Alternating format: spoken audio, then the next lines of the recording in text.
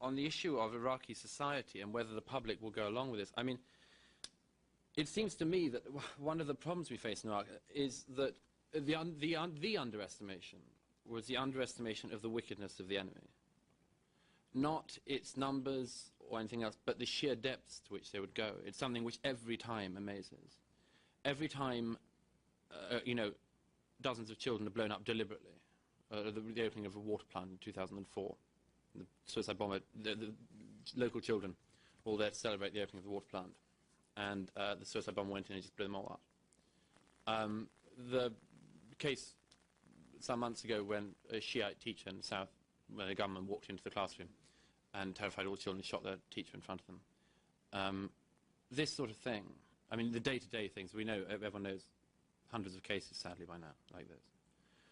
I think we underestimated the wickedness of the enemy. And I think they knew that we would underestimate them and every time try to shock us.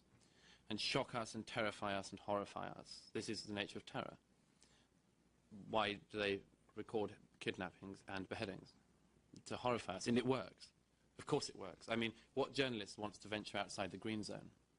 I mean, you know, who would want to do it? Everyone in Iraq is terrified. They all have the premonition of themselves being on the camera, you know.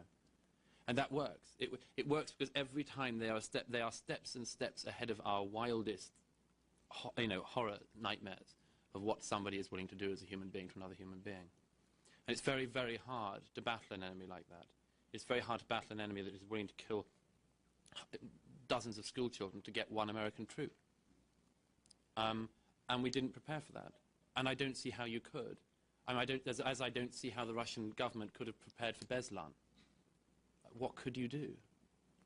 What on earth could you do to preempt that, or to imagine that it was possible?